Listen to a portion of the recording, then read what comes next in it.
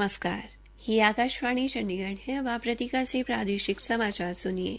NEET paper leak मामले की जांच के लिए केंद्रीय अन्वेषण ब्यूरो सीबीआई की एक टीम कल झारखंड के हजारीबाग स्थित ओएसिस स्कूल पहुंची। सीबीआई के अधिकारियों ने पेपर लीक से जुड़े विभिन्न पहलुओं पर स्कूल के प्राचार्य से पूछताछ की।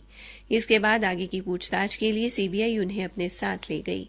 प्राचार्य नीट परीक्षा के लिए हजारीबाग के स्कूलों के शहर के समन्वयक थे। सीबीआई टीम ने हजारीबाग में भारतीय स्टेट बैंक एसबीआई की शाखा के अधिकारियों से भी पूछताछ की, जहां प्रश्न पत्र रखे गए थे। बिहार की आर्थिक अपराध इकाई ने पहले कहा था कि पटना के प्ले स्कूल से आंशिक रूप से जला हुआ प्रश्न पत्र जब्त किया गया था। यह राष्ट्रीय परीक्षा एजेंसी एनटीए की प्राप्त प्रश्न पत्र से मेल खाता था और इसी प्रश्न पत्र की श्रृंखला हजारीबाग के कुल्लू चौक स्थित ओएसिस स्कूल परीक्षा केंद्र पर भेजी गई थी।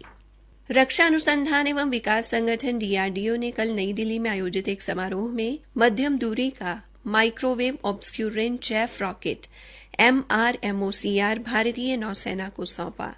माइक्रोवेव ऑब्सक्यूरेंट चैफ एक विशिष्ट प्रौद्योगिकी है जिसे डीआरडीओ की जोधपुर स्थित रक्षा प्रयोगशाला ने विकसित किया है। यह रडार एक माइक्रोवेव ढाल बनाता है और रडार की खोजबीन को कम कर देता है। मध्यम दूरी के चैफ रॉकेट में विशेष प्रकार की रेशों का संयोजन किया गया है। इस रॉकेट को जब अंतरिक्ष में छोड़ा जाता है तो ये दिखाई न देने वाले सूक्ष्म बादल बनाता है जो काफी बड़े क्षेत्र में फैल जाता है। हरियाणा के मुख्य सचिव TVSN प्रसाद ने कल सभी मंडल आयुक्तों और उपायुक्तों के साथ मानसून सीजन से पहले प्रदेश भर में बाढ़ नियंत्रण संबंधी तैयारियों का जायजा लिया। बैठक के दौरान मुख्य सचिव ने अधिकारियों को मानसून की बारिश शुरू होने से पहले राज्य भर में नालों और जल मार्गों की सफाई में तेजी लाने के निर्देश दिए।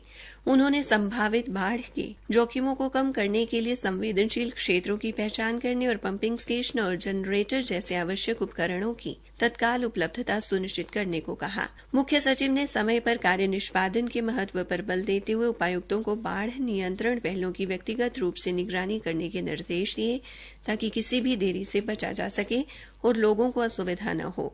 उन्होंने कहा कि व्यापक बाढ़ प्रबंधन रणनीतियों के लिए जिलों को पर्याप्त धनराशि आवंटित की गई है। हरियाणा के हिसार जिले के तलवंडी राणा गांव के लिए सड़क निर्माण को लेकर चल रहा धरना खत्म हो गया है। नागरिक उड्डयन मंत्री डॉक्टर कमल गुप्ता ने कल धरना स्थल पर पहुंचकर धरना दे रहे ग्रामीणों को बताया कि राज्य सरकार ने उनकी सड़क निर्माण की मांग को मान लिया है।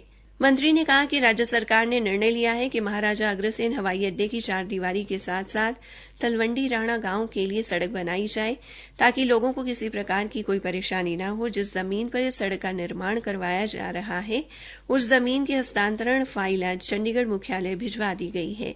उन्होंने बताया कि सड़क का ज्यादातर निर्माण कार्य पूरा हो चुका है, शेष कार्य भी जल्द पूरा करवा दिया जाएगा। डॉक्टर गुप्ता ने कहा कि लोगों की सहूलियत के लिए आज से ही बस सेवा भी शुरू हो जाएगी। काबिले गौर है कि महाराजा अग्रसेन हवाई अड्डा बनने की वजह से गांव तलवंडी राणा की हिसार से दूरी बढ़ने के कारण ग्रामीण गांव के लिए सीधी सड़क की मांग कर रहे थे। हरियाणा के मुख्य सचिव TVSN प्रसाद की अध्यक्षता में कल चंडीगढ़ में हुई हरियाणा राज्य प्रतिपूरक वन रोपण निधि प्रबंधन व योजना प्राधिकरण की 7वीं संचालन समिति की बैठक में वन रोपण के लिए 125 करोड़ 68 लाख रुपए की वार्षिक संचालन योजना को मंजूरी दी गई।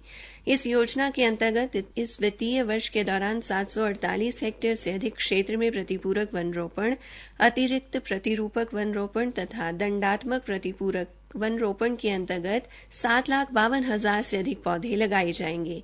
मुख्य सचिव ने बताया कि राज्य सरकार भूमि प्रबंधन निदेशालय स्थापित करने की योजना भी बना रही है। इस निदेशालय का उद्देश्य भूमि की पहचान करना और अनिवार्य वन रोपण करना होगा। उन्होंने बताया कि कृत्रिम पुनर्जनन और सहायक प्राकृतिक पुनर्जनन घटक के तहत प्रदेश में 400 हेक्टेयर क्षेत्र में 4,40,000 पौधे लगाए जाएंगे। इसी के साथ ये समाचार बुलेटिन समाप्त हुआ।